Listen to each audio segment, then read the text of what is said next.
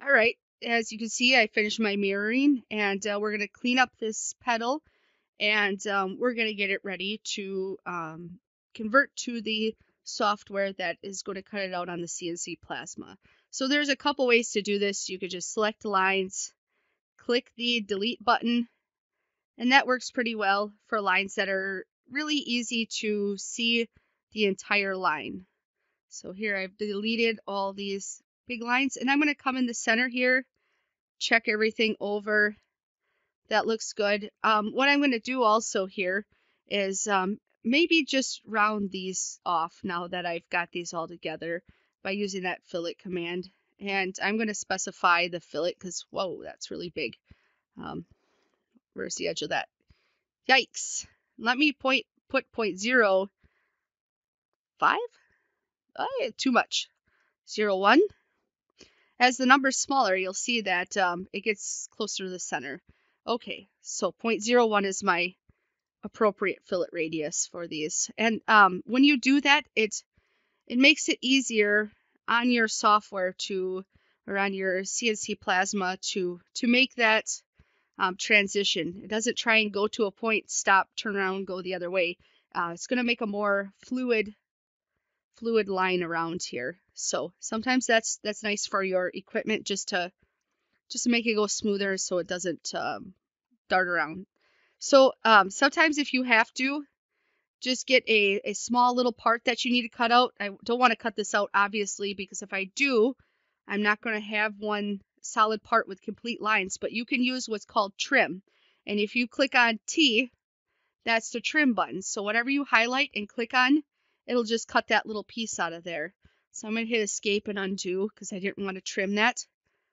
But now I believe I have one solid part where all these lines are connected, so I'm going to hit Finish Sketch. Wait, first I'm going to click Show Profile. Finish Sketch. And say you already clicked Finish Sketch and you didn't catch my little note there. You have this tree over here that's going to keep track of what you were working on. And if you go here where it says Sketches and open this menu with a click, and then do a right click, you have a button that's going to tell you that it's going to show the profile. I already clicked it, so obviously this would change it to hide profile. And seeing this profile is necessary for me to be able to extrude this or give it a thickness. The thickness does not matter right now. It's just something to help the software recognize the part that you're going to cut. So if I'm on the top view, I'm going to show you the thickness just by going to the side here. So this is going to tell the software that this is a part that needs to be cut, and it's going to pick that image from the top down. Now is a very good time to save this. In fact, you probably should have saved it sooner, but my software was working good, and I didn't remember to do that. If your software crashes, well, you're going to lose progress. So I'm going to call this my Rose Pedal. Now, your destination folder is going to be my first project, but you should make other folders. So I'm going to put this in my school projects. Now the next part of this is going to be to get it ready to cut. So I'm going to go to where it says manufacture. Now I'll show you around here a little bit on what we're going to do. I have set up in my profile my CNC cutting equipment. So when you get to this point, you're going to need to send this file to me so that I can use my equipment profile that's already set up in here. So I'm going to go through that process a little bit. First thing, convert units to inches. I've clicked set this at a default. It doesn't default to here. The next thing I'm going to do is I am going to create a setup. And it doesn't matter what machine right now. I'm just going to change the setup to a cutting setup. And one thing I'm going to do is think of this as an XY coordinate. I am going to put my start point from the bottom here. I know it says X and Y, so think of it like Cartesian coordinates. And I want to have the body selected on here. So if it says body, I'm in good shape. If the model says nothing, then I need to make sure that this is all selected. And that's all I do in the setup screen, and I hit OK. Now the next thing I'm going to do is go in here, and this is the part you can't do unless you have my profile for my machine. I'm going to go here and pick my tool. And in my library, I have my Hypertherm plasma cut set up. So this thing's already got a default speed. It's got a default kerf width based on my machine and what my machine should do. So I got my feed rates really low. I can speed that up in the program. 60 inches per minute is really slow on thin material, but as you get thicker material, you got to slow it down. So now I'm going to go on here in my geometry and make sure everything is highlighted. Now the machine knows, or the software knows, to cut on the outside of this line and not the inside of it.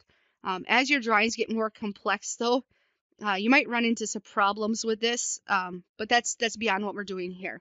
So I'm going to work across this menu, and I'm going to go to passes, and the software updates have made this really nice, so your tolerance and your in-computer compensation is already set. Roll around these sharp corners, but the last one here is where I'm going to make an adjustment.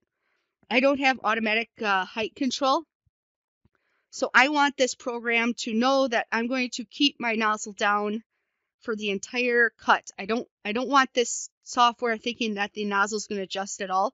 My table is 22 by 22, so I just type in 24, and I don't have a problem with any of the lead-ins or lead-outs with this hole. If this hole were smaller, I'd make the lead-in smaller. So the lead-in is where the torch pierces the material, cuts to the edge, and then begins this cut. So these lead-ins will be fine. I'm just going to pick an entry position because it wants one. So click down here, find a point, and then I hit OK, and now it's going to generate my tool path. And if all goes well, you're going to see this turn to 100 on here. And now I have an error. I think I was wrong about my lead-ins. So here's my lead-in. This is where it starts cutting, gets to the edge, and then makes that cut. So I need to go on here, and I'm going to delete that tool path and try again. So that's a good example of where I thought things were going to work and they didn't. Select my geometry. If it's not going to make that lead in, then it's not going to cut that part.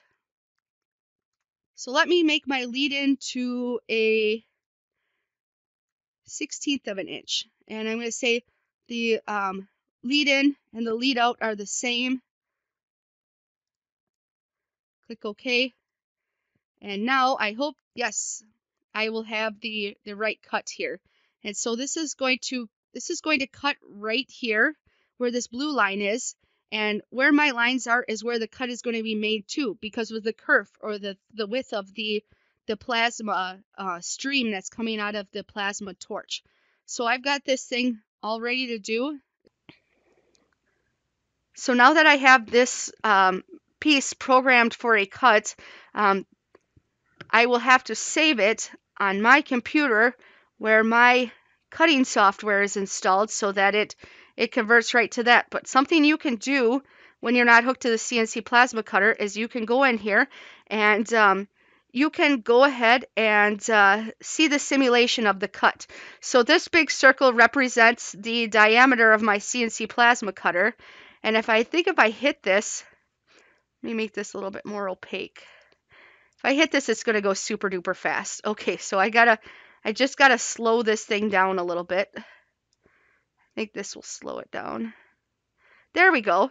So that's probably about the speed that it's actually cutting, and I could see what it's going to do, where it's going to go. And sometimes this is handy when you have multiple pieces in one cutout, and you want to make sure this head is going to try and go around those pieces so that as they're cut out, they don't go ahead and like pop up and interrupt the head. So it's going to try and go around, but sometimes I want to see how this is going to go, and then I can make adjustments to the tool path if I don't like what it's doing. So there you go. We're to the point now where this is going to get cut out.